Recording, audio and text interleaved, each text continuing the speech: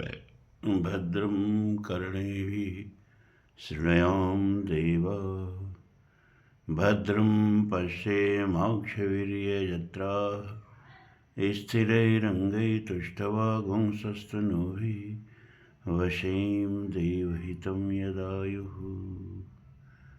ॐ स्वस्ति नः इन्द्रो वृधश्रवाः स्वस्ति नः पूषा विश्ववेदाः स्वस्ति नस्तारक्षो अरिष्टिनेमिः स्वस्ति नः बृहस्पतिर्दधातु। ॐ विश्वानि देवसवितुर्दुरतानि पराशुः यद्भद्रं तन्नयाशु।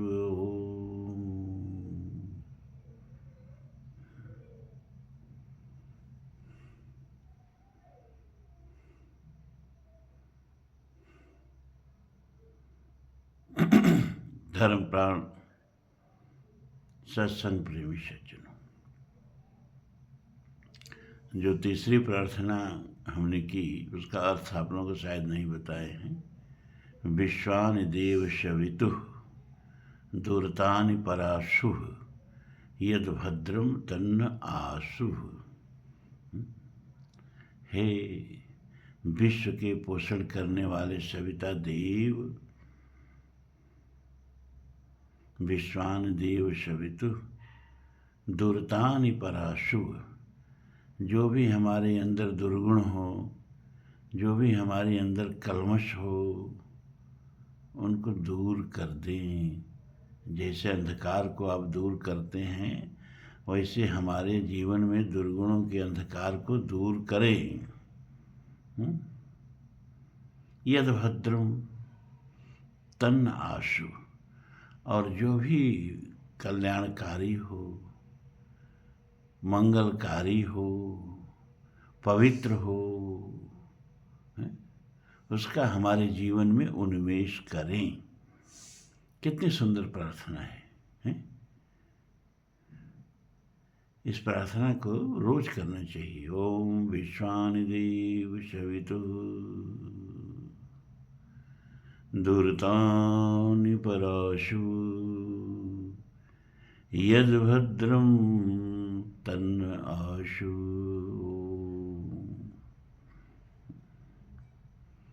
और जब भद्र की ही बात चली तो छांदोग्य उपनिषद में एक मंत्र आता है, आहार शुद्धो सत्व शुद्धि, सत्व शुद्धो ध्रुव स्मृति, स्मृति लब्ध्वा सर्वग्रंथि विप्रमोक्ष। आहार अगर शुद्ध है तो अंतःकरण शुद्ध रहता है, और अंतःकरण शुद्ध रहता है तो उसमें परमात्मा की निष्कंप अविचल अव्यभिचारिणी सुरति लग जाती है, लय लग जाती है, ध्यान लग जाता है।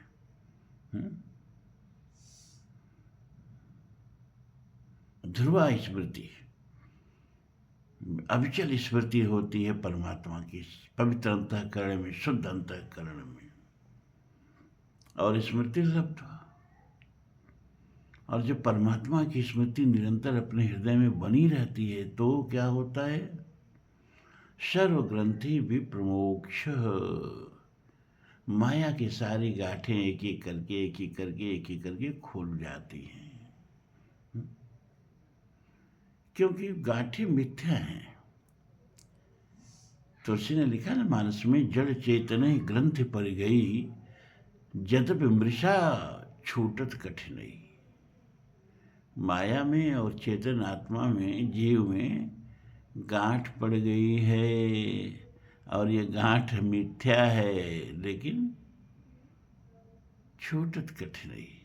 अगर सचमुच की गांठ हो तो शायद खुल भी जाए, लेकिन मिथ्या है तो कैसे खुले भाई? वो तो ज्ञान से ही खुलेगी, अब लाख प्रयत्न करने से नहीं खुलेगी।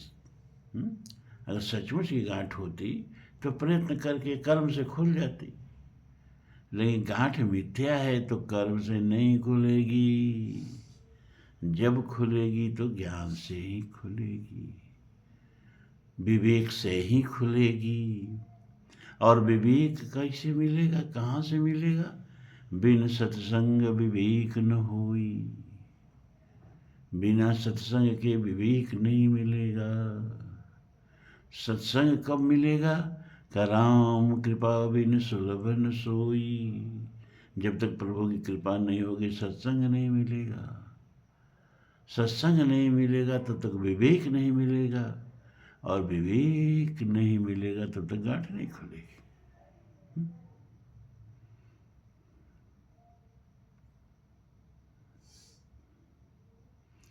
तो आहार पर आकर के बात सब ठहर गई। ये वेद बोल रहा है, उपनिषद बोल रहा है। आहार पर आकर के सारी बात ठहर गई। धर्म की शुरुआत कहाँ से करें? साधना की शुरुआत कहाँ से करें? तो अगर किसी से पूछा जाए कि अच्छा भाई शिक्षा की शुरुआत कहाँ से करें, तो क्या उत्तर मिलेगा? साक्षर होने की शुरुआत कहाँ से करें? तो वर्णमाला से करें, अल्फ़ाबेट से करें, ए फॉर एप्पल से करें, उत्तर क से करें। स्पष्ट है, दूसरा कोई साधन नहीं है। अल्फ़ाबेट से ही तो शिक्षा की शुरुआत करनी पड़ती है।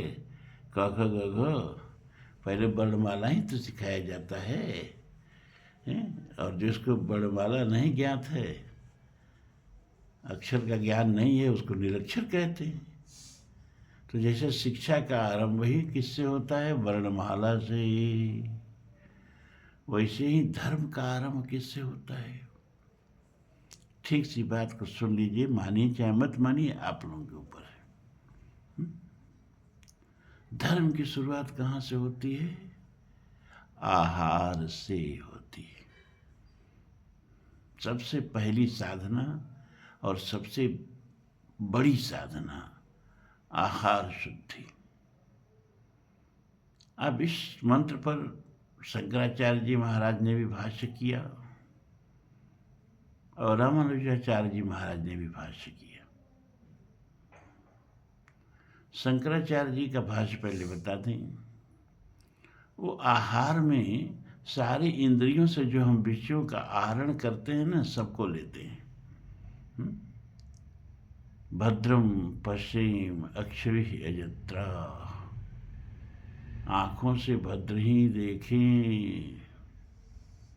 भद्रम कर्णेभिः शृणुयाम देवा, कानों से भद्र ही सुने। कानों से हम सब शब्द का आहरण करते हैं, आँखों से हम रूप का आहरण करते हैं, जिह्वा से हम रस का आहरण करते हैं। आहरण करते मतलब आहार लेते हैं, साफ साफ। नासिका से हम गंध का आहार लेते हैं, चाहे आहरण करते हैं, और त्वचा से हम स्पर्श का आहरण करते हैं। शंकराचार्य जी कहते हैं इसमें एक भी आहरण अगर गलत हुआ, एक भी आहार दूषित हुआ, तो अंतःकरण निर्मल नहीं रह पाएगा, दूषित हो जाएगा। रूप भी गंदा देख लिए, अंतःकरण मलिन हो जाएगा। कान से गंदा शब्द सुन लिए, अंतःकरण मलिन हो जाएगा। कुछ अपवित्र भोजन कर लिए तो भी अंतःकरण मलिन हो जाएगा। दुर्गंध नेक नाक में आई तो भी अंतःकरण मलिन हो जाएगा। तो विषयों का आहरण पवित्र होना चाहिए। कानून से क्या करें? तो तुलसी बाबा कहते हैं कि जिनके श्रवण समुद्र समान, कथा तुम्हारी सुभग सरिनाना, भरे ही निरंतर हो ही न पूरे, तिन कहूँ ही तुम कहोगे रूरे। सुंदर घर भगवान के लिए बताते हैं वाल्मीकि जी कि जिनके कान समुद्र की तरह हों। समुद्र में सारी नदियाँ अपना जल ले जाके उड़ेलती हैं, लेकिन समुद्र कभी अघाता नहीं, कभी संतृप्त होता नहीं, कभी कहता नहीं कि अब मेरा पेट भर गया, अब अपना जल अपने पास रखो। सारी नदियों का जल पी के भी समुद्र जो है अपनी मर्यादा में बना रहता है। उसी तरह से जिनके कान राम कथा के प्यासे हों, हरि कथा के प्यासे हों, कथा तुम्हार सुबह सरि नाना, जिनके कान समुद्र की तरह हों और प्रभु की कथाएं नदियों, सुंदर पवित्र नदियों की तरह से जाके उसमें गिरती हों और कान अघाता नहीं हो। राम कथा जिन सुनत अघाही, रस विशेष जाना तिन नाही। पूरा रामचरितमानस शिव के मुख से सुनकर के अंत में पार्वती जी क्या कहती हैं कि नाथ स्तवानन शशि स्रवत, कथा सुधार रघुवीर, श्रवण पुटन मम पान कर, नहीं अघात मति धीर। श्रवण पुटन मम पान कर, नहीं अघात मति धीर। मेरे कान जो हैं इस कथा का पान करके अघाते नहीं है प्रभु, कथा रोकिए मत, निरंतर चलते रहने दीजिए। तो कान से यह आहार लिया जाए, और नेत्र से क्या आहार लिया जाए? कलोचन चातक जिन करी राखे, रहि दर्श जलधर अभिलाखे, निध रही सरित सिंधु सरभारी, अरूप बिंदु जल होई सुखारी। चातक की तरह से जो नेत्र खुले रखे प्रभु के दर्शन के लिए। आंखों का तप है प्रभु का दर्शन करना, कान का तप है प्रभु की कथा सुनना, चरण का तप है चरण राम तीर्थ चली जाही, राम बसहु तिनके मन माही। और हाथ का तप क्या है कि कर नित करे राम बद पूजा, राम भरोस हृदय नहीं दूजा। और नासिका प्रभु प्रसाद सुचि सुभग सुवासा, असादर जासुल है नित नाशा। जीवा से क्या आहरण करें? जीवा से किस चीज का आहार करें? तो गुण तुम्हार मानस विमल, हंसन जीहा जासु, मुक्ता हल गुण गन चुनई, राम बसहु हियतासु। प्रभु की कथा में जिह्वा निरंतर जैसे हंस मोती चुगा करता है, वैसे राम कथा के प्रकरणों का वर्णन जिह्वा से होता रहे। तो प्रभु के घर जाने की जरूरत नहीं है, प्रभु खुद ही आपके हृदय में आके अपना घर बना लेंगे। तुम्हें निवेदित भोजन करही, प्रभु प्रसाद पट भूषण धरही। तुम्हें निवेदित भोजन करे, भीतर भी वहीं बैठा है। ये जो भोजन आप करते हो, पचाते वो हैं, उसको शरीर के सत्व में, शरीर के शक्ति में और रुधिर मांस मज्जा में बदलते वो हैं, आप नहीं बदलते हो। भगवान गीता में कहते हैं ना, अहम वैश्वानरो भूत्वा,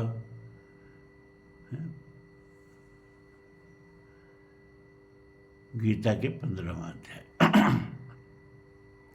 अहम वैश्वानरो भूत्वा, प्राणिनां देहमाश्रित,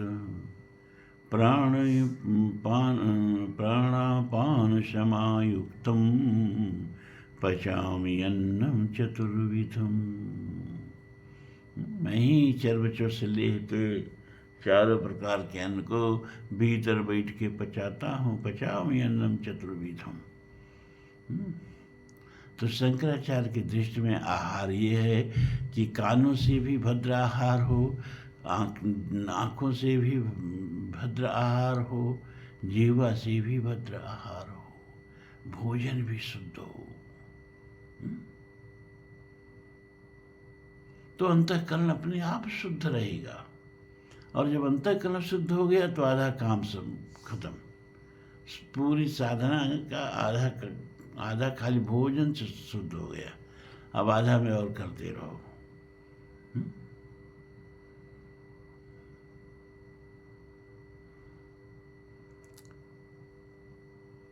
निर्मल मन जन सो मोहि पावा, मोहि कपट छल छिद्र न भावा। ऐसा मन निर्मल हुआ जैसे गंगा नीर, पीछे पीछे हरि चले कहत कबीर कबीर। अंतःकरण की पवित्रता किए बिना परमात्मा नहीं मिलेगा, इतना निश्चित जान लो। अब बिना आहार शुद्ध किए अंतःकरण शुद्ध नहीं होगा, ये भी निश्चित जान लो। वेद भी तो कहता है ना विरतो दुश्चरितात्, ना शांतो न समाहितो, न अशांत मनसो वापी प्रज्ञाने न मापनीयात। जो दुश्चरितता से विरत न, जब अंतःकरण ही मलिन रहेगा तो चरित्र कहाँ से स्वच्छ निर्मल रहेगा। तो सब आके ठहर जाती है। साधना का प्रथम सीढ़ी क्या है? आहार शुद्धो। अब इसी का रामानुजाचार्य अपने ढंग से भाष्य करते हैं। रामानुजाचार्य जी कहते हैं कि भोजन, आहार शुद्धो का मतलब भोजन से लिया कि भोजन शुद्ध होना चाहिए। जैसा खाएं अन्न वैसा बने मन, एक बड़ी कहावत भी है। तो भोजन शुद्ध होने चाहिए। तो उन्होंने बताया कि भोजन में 3 प्रकार के दोष होते हैं। कौन कौन 3 प्रकार के दोष होते हैं? अरे एक जाति दोष होगा, एक संग दोष होगा और एक निमित्त दोष। 3 दोष होते हैं भोजन में, जाति दोष, संग दोष, निमित्त दोष। अब जाति दोष में क्या आता है? तो जैसे मांस है, मदिरा है, मछली है ना, अंडा है, ये सब दोषयुक्त भोजन है। कुछ लोग इस पे लहसुन प्याज भी जोड़ देते हैं।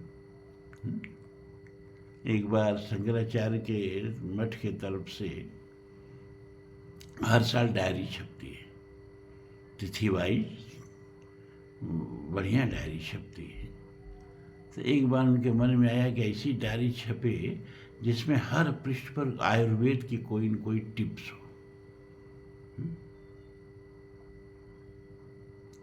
अब 365 आयुर्वेद का टिप्स कौन दे, कैसे दे?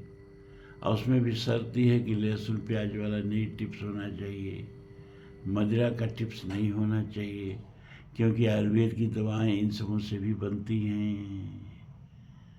तो फिर हमको पकड़ा गया कि हंस जी 365 आयुर्वेद के टिप्स लहसुन प्याज बचा के और मदिरा बचा के दीजिए। डायरी के एक पृष्ठ पर एक टिप्स लिखना है। तो हमको पूरी चरक संहिता, अष्टांग हृदय पूरा पढ़ना पड़ा। तो आपको जान के आश्चर्य होगा कि कम से कम 1/4 दवाएं आयुर्वेद की जिस लहसुन और प्याज से बनती है, और उसको आयुर्वेद में अमृत कहा गया। तो हमने कहा भैया ये तो अमृत है, इसको छोड़ के क्यों बैठे हो तुम लोग, है ना? कहा ये सब जो है कामोत्तेजक भोजन है। उनका अच्छा जो लोग लहसुन प्याज नहीं खाने का नाटक करते हैं ना, उनका चरित्र का पता है। तो हम लहसुन प्याज को मना नहीं करते, वो गृहस्थों को तो मना करने का सवाल ही नहीं। कुछ दिन हमको भी नशा चढ़ा था, 12 वर्ष बताया ना कि अखंड प्रवचन दोनों टाइम किए हैं गाजीपुर ददरी घाट पर बैठ के। और जब तीर्थ के लिए हम जाते थे गंगा, उधर गंगा सागर भी गए हैं और उधर कन्याकुमारी और रामेश्वरम और उधर गुजरात में द्वारिका सोमनाथ, तो हमारे साथ 50-50 लोग चलते थे। और सत्संग में भी ट्रेन है पूरा एक डब्बा हम ही लोग हो जाते थे, वहाँ भी सत्संग चलता था, जहाँ ठहरते थे वहाँ भी सत्संग चलता था। तो उस समय हमको यही नशा था कि लहसुन प्याज भी अपवित्र भोजन है, तो सारे गृहस्थों का हमने लहसुन प्याज छुड़वा दिया था। बेचारे शादी विवाह में जाते थे सब, दाल भी जो है उसमें लहसुन डाल के छौंक देते थे सब, तो क्या खाएं, वैसे ही कुछ इधर उधर से खा के चले जाते थे जिसमें लहसुन प्याज न पड़ा हो। दक्षिण में जो हम गए, मद्रास में हम लोग गए तो हर चीज़ में लहसुन प्याज, तो हमने वहाँ अपना ये अनुशासन उठा दिया। हमने कहा अब तुम लोग लहसुन प्याज खाओ, गृहस्थों के लिए लहसुन प्याज मना नहीं है ना। तो अब जैनी लोग तो नहीं है खाते,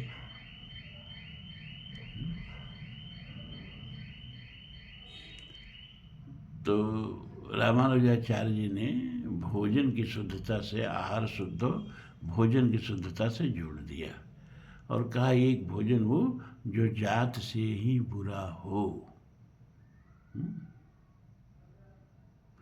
और जात से जो बुरा है वो बता दिए।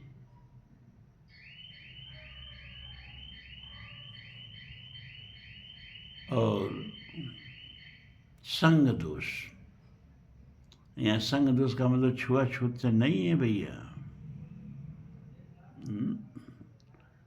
हर आदमी का एक जो औरा होता है, एक तेजो वलय होता है, दिखाई दे चाहे न दे, हर आदमी जो है ना उसका एक आवेश होता है, और जहाँ बैठता है अपना आवेश लेके बैठता है और वातावरण को प्रभावित करता है।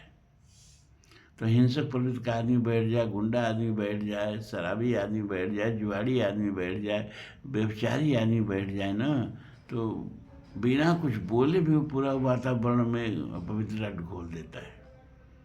और संत अगर बैठ जाए तो बिना बोले ही वातावरण में एक तरह की पवित्रता आ जाती है ना। तो दुष्चरित श्रीमद् भागवत में नारद जी 5 वर्णों का वर्णन करते हैं। ब्राह्मण, क्षत्रिय, वैश्य, शूद्र, ये तो आर्य हैं। इसके बाद चौथा 5वां वर्ण बताते हैं अस्पृश्य, जिसमें कोई भी जात हो, ब्राह्मण हो, जुआरी हो, शराबी हो। रावण तो ब्राह्मण था, उसको राक्षस कहा गया। तो जिसका आचरण शुद्ध न हो उससे अपना भोजन बचा के रखना। वो भोजन छू देगा तो भोजन में कलमश आ जाएगा, और उस भोजन करने से मन में कुछ न कुछ अपवित्रता आ जाएगी। बुरे लोगों के संग में उठने बैठने से भी जीवन मलिन हो जाता है और परमात्मा से दूरी बढ़ जाती है, विचार गंदे हो जाते हैं। कौन कुसंगत पाई न साई, रहे न नीच मते चतुराई। कौन कुसंगत पाई न साई, गगन चढ़ई रज पवन प्रसंगा की चहि मिरहि नीच जर संगा। धूम कुसंगत कारक होई, अगर प्रसंग सुगंधित सोई। संगत का बड़ा असर पड़ता है भैया।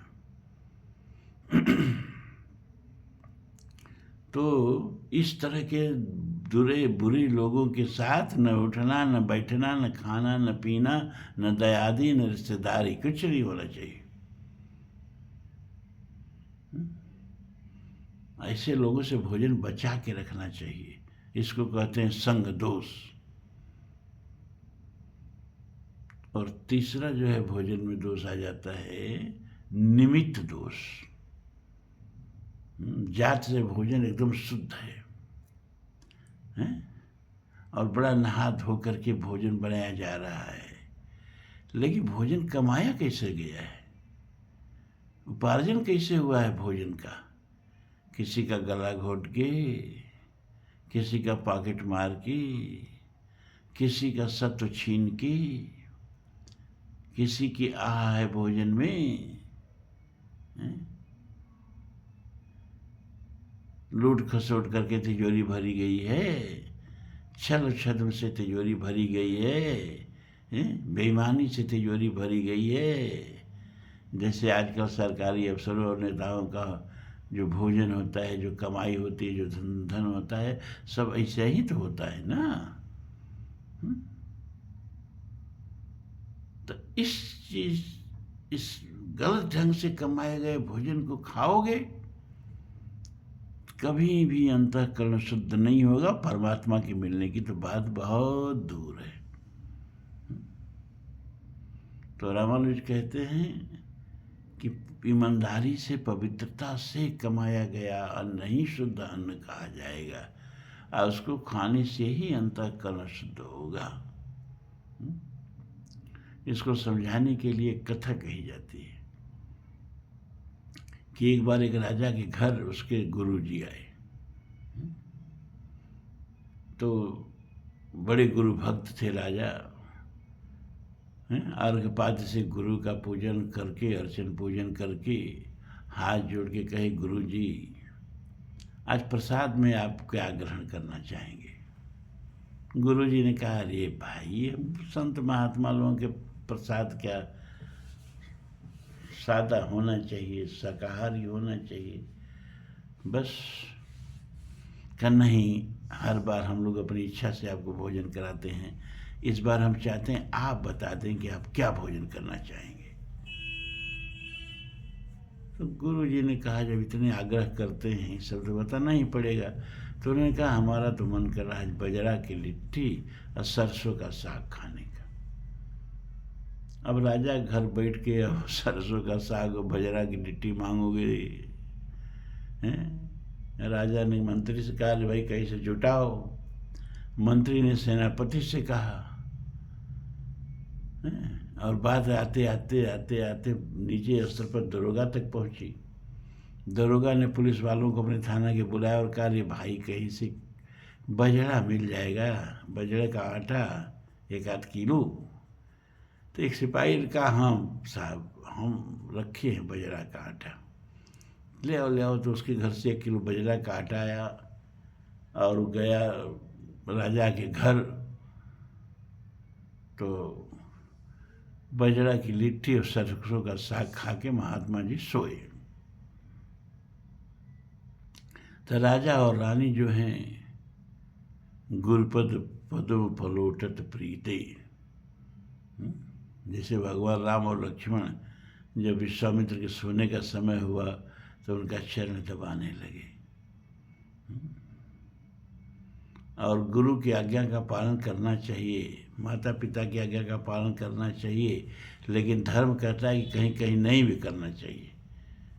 कहाँ नहीं करना चाहिए? कि माता पिता की सेवा में, गुरु की सेवा में अगर वो कहते भी हैं कि अब रहने दो बस, तो मानना नहीं चाहिए, सेवा करते रहना चाहिए। तो बार बार विश्वामित्र करे, भाई जाओ सो, जाओ सो। तब राम और लक्ष्मण दोनों गुरु को प्रणाम करके और जाके सोते हैं। तो राजा और रानी गुरु का चरण पलटने लगे, दबाने लगे। और रानी पहनी थी नवलखा हार, तो जब चरण दबावे ना तो उनका हार उनके वक्ष से टकराए, तो उन्होंने उसको निकाल के खूंटी पे टांग दिया। और तब तक चरण दबाते रहे जब तक गुरुजी सो नहीं गए। और जब गुरुजी सो गए तो ये लोग उठे, अपना चले आए। गुरुजी सुबह उठे तो देख रहे हैं कमरे में नवलखा हार जगमग जगमग कर रहा है। वह धीरे से उठाए, झोली में रखे, चल दिए। रोज गुरुजी अपना ब्रह्म मुहूर्त में उठ के चले जाते थे। राजा रानी का स्वभाव है, थोड़ा रजोगुणी लोग हैं, थोड़ा देर से उठते थे। और सतोगुणी आदमी तो ब्रह्मचर्य में उठ ही जाएगा। तो गुरुजी अपना निकल गए भैया। और जब बाहर नदी के तट पर आए और सोचे कि अब सुबह का सब कार्यक्रम कर लें, तो जब शौच आदि से निवृत्त हुए, रात का जो खाया पिया था बाहर निकला और नहाए धोए, शुद्ध हुआ मन, तो सोचे अब थोड़ा संध्या कर लें। संध्या मतलब माला जप लें। माला जपने के लिए जब झोली में हाथ डाले तो माला से पहले उस नौलखा हार आ गया। उन्होंने कहा ये नौलखा हार कैसे आ गया? तब रात की सारी घटना याद आ गई। अब माला कौन जपे? अब नौलखा हार लेके दौड़े दौड़े राज दरबार की तरफ भगे। और इधर जब सुबह भोर हुई तो रानी ने कहा दासी से कि सुनो, वो गुरु जी के कमरे में खूंटी पर हमने नौलखा हार अपना टांग दिया, उसको जाके ले आओ।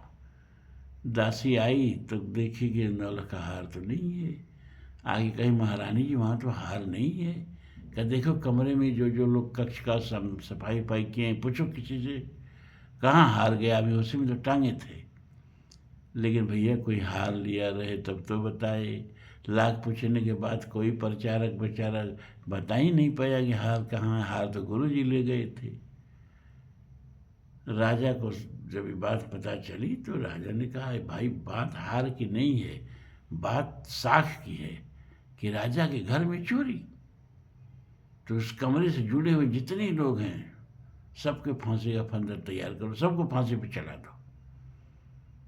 बस भैया सबके लिए फांसी का फंदा बन गया और सब फांसी पर चढ़ने ही वाले थे कि गुरुजी पहुंच गए दरबार में। अरे गुरुजी आप फिर आ गए, बड़ी कृपा की। क्या नहीं नहीं कृपा नहीं की, ये बताओ ये सब कैसा है? सब इन सब को फांसी पर चढ़ाने की तैयारी हो रही है। कहाँ गुरुजी, हार ये सब कोई न कोई ले लिया है और बता नहीं रहे हैं सब। तो हमने कहा सबको फांसी पर चढ़ा दो। गुरुजी ने कहा ये बेचारे हार लिए रहे तब तो बताएं कि हार लिए हैं, हार तो हम लिए हैं तुम्हारा। गुरुजी आप कहाँ, हम ये बताओ सब साफ हमको कि बजड़ा का आटा जो तुमने कहाँ से मंगाया? उन्होंने कहा हमने तो मंत्री से कहा था। मंत्री बुलाए गए, उन्होंने कहा हमने तो सेनापति से कहा था। सेनापति ने कहा हमने तो थानेदार से मंगाया था। थानेदार ने कहा हमने तो एक सिपाही से मंगाया था। सिपाही पकड़ के आया। एक बजरा का आटा कैसे जुटाए हो? उसने कहा साहब एक चोर के घर में कुड़की थी, सब सामान हम ईमानदारी से जमा कर दिए, लेकिन हमारी औरत जो है पेट से है और उसको दोहद हो रहा है, कुछ न कुछ खाने को मांगती रहती है, अटर पटर चीज़ें। अब बहुत दिन से बजरा की ढूढ़ी रट लगाई थी, तो बजरा का आटा मुझे मिल गया तो वही आटा हमने रख लिया और वही आटा राजा साहब घर आ गया। तो गुरु जी ने कहा कि देखा तुमने, चोर के घर से चोरी का आटा खाए और हमारे मन में चोरी का संस्कार जग गया। और जो लोग झूठे ही लेना, झूठे ही देना, झूठे ही भोजन, झूठ चबेना,